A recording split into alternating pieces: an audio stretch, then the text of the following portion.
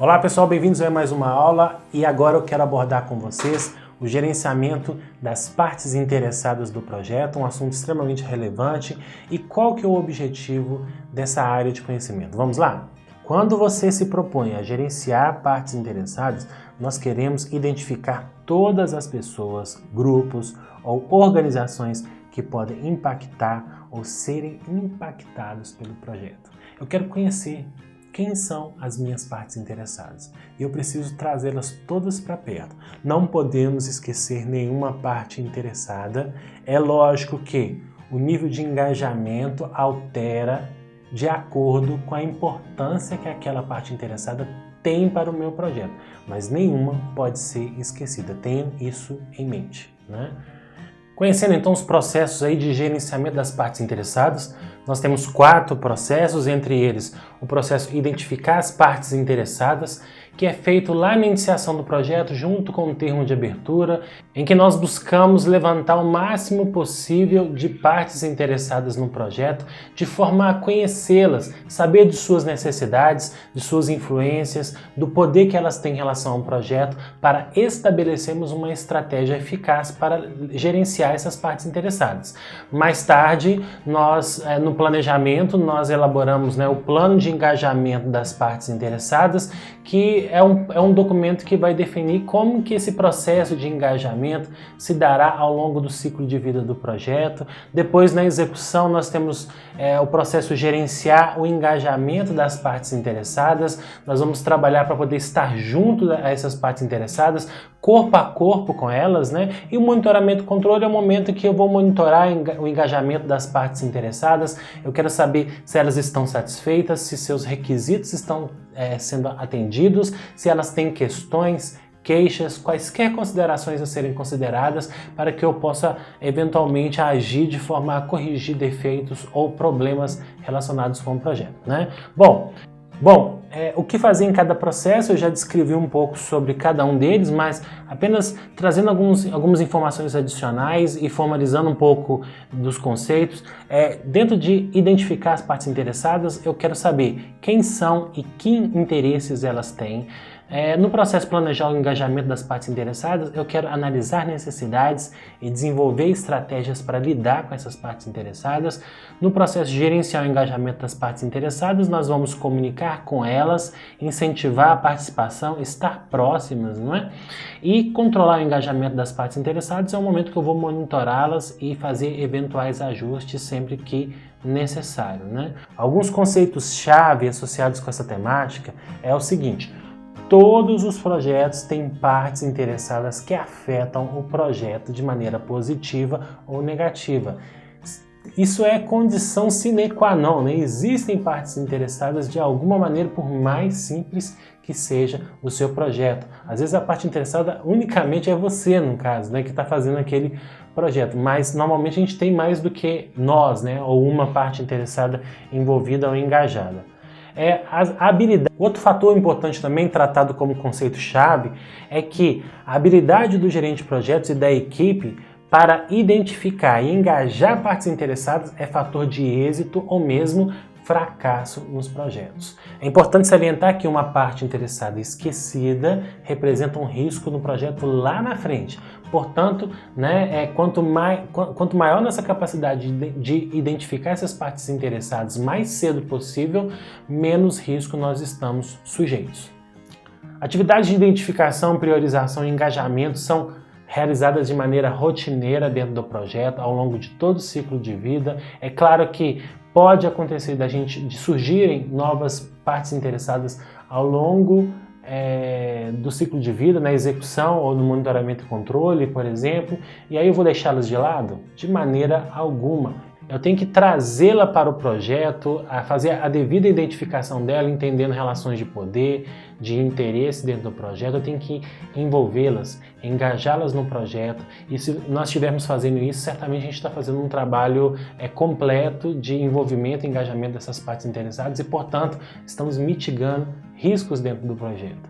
Sobre tendências e práticas emergentes associadas com essa temática de partes interessadas, nós temos uma expansão do conceito de partes interessadas de categorias tradicionais, que nós já bem conhecemos como funcionários, fornecedores, acionistas, incluindo outras categorias, grupos como reguladores, lobistas, ambientalistas, organizações financeiras, meios de comunicação e pessoas que às vezes a gente esquecia em projetos anteriores, né, e que simplesmente acreditam que podem ser afetadas pelo trabalho ou pelos resultados do projeto. Embora a definição, já há muito tempo, desde que foi criada essa área de conhecimento, seja ampla, que envolve todas as partes interessadas que acreditam que o projeto pode impactar a vida delas, mesmo que não impactem, mas o fato delas acreditarem fazem com que elas ajam. E ao agir elas podem ajudar ou às vezes atrapalhar. E nós não podemos ignorar essas partes interessadas. E aí o PMBOK chama atenção para esses grupos não tradicionais, de maneira que nós possamos pensar também em suas necessidades e expectativas relativas ao projeto que estamos trabalhando. Continuando o assunto de tendências e práticas emergentes, nós vamos buscar identificar todas as partes interessadas, não deixar ninguém de fora, garantir que membros da equipe estejam engajados com as partes interessadas, também envolvidos com essas partes, não é?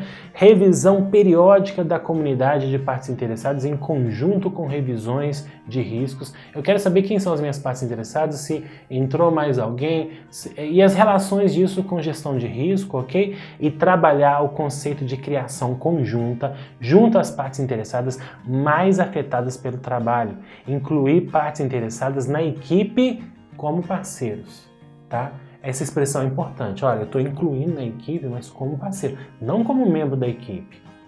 É importante a gente separar esses papéis aqui no caso, né? Que eu não vou colocar simplesmente o cara na equipe simplesmente porque ele é uma parte interessada. Não, mas eu posso sim engajá-las junto à equipe como uma parte parceira, de forma a envolvê-las assim num nível absurdo, e ganhando cada vez mais ali o comprometimento, né, e atendendo aspectos de expectativa dessa parte interessada. Eu tenho certeza, ao fazer isso, a gente vai conquistar a pessoa para o nosso time. A proposta é muito nesse sentido.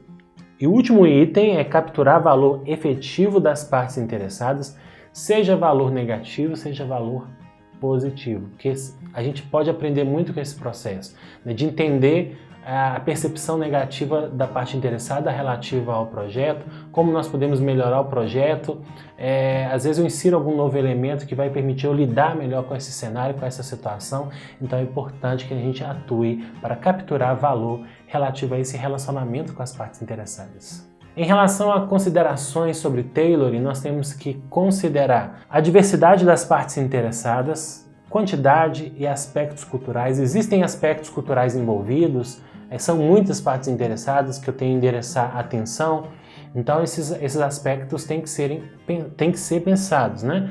Complexidade de relacionamentos com as partes interessadas, se os níveis são muito complexos, e tecnologias de comunicações que serão utilizadas ou que estão disponíveis dentro do projeto para facilitar esse processo de engajamento dessas partes interessadas. Sobre considerações para ambientes ágeis adaptativos, nós temos um aspecto interessante a ser considerado, que é alto grau de mudança requer engajamento e participação ativa das partes interessadas. Vocês vão ver, inclusive no próximo item, que fala que equipes adaptativas engajam-se diretamente com as partes interessadas. Então, não é o gerente de projetos controlando tudo, são as equipes ali autorrealizáveis, com autonomia de trabalho, né, envolvendo-se diretamente com quem? Com cliente, com o usuário, com o desenvolvedor. Eles buscam trocar informações com essas pessoas e criar um sistema co-criativo em que eles têm uma parte fundamental e importante no processo de desenvolvimento e de criação do projeto. Então, isso é uma característica enorme, fantástica, associada com ambientes ágeis, e que, se pudermos também trazer para um ambiente preditivo, vai ser extremamente bem-vindo, né? De maneira a gente buscar cada vez mais o engajamento das nossas partes interessadas junto ao nosso projeto. E por fim, não menos importante, nós temos aqui: métodos ágeis promovem transparência agressiva. Olha só, esse termo que o PMBOK está trazendo para nós, né? A transparência, ela é um termo utilizado de forma agressiva. Não tem como ser mais transparente do que isso. Ser mais transparente, eu vou ter que levar o cara para minha casa para ele ver o que eu faço no dia a dia, né? Dentro das relações do projeto, o cara está tão próximo, está tão envolvido, tão engajado, é uma parte parceira, ajuda a criar, ajuda a definir prioridades, que ele sabe de tudo que está acontecendo. Então, esse é o grande ganho que nós temos, né, em se tratando de métodos ágeis, essa possibilidade de a gente ser transparente nos processos em nível extremo, porque é uma questão que chama a atenção das partes interessadas, essa dificuldade de enxergar o que está acontecendo dentro do projeto. Certamente, ao envolver essa parte interessada de forma satisfatória, nós teremos aí ganhos assim, sem precedentes, relativos à gestão do projeto. Quanto maior a satisfação obtida com as partes interessadas, maiores são as nossas taxas de sucesso junto aos nossos projetos. É isso então, vejo vocês na próxima aula, obrigado aí pela sua audiência e até mais!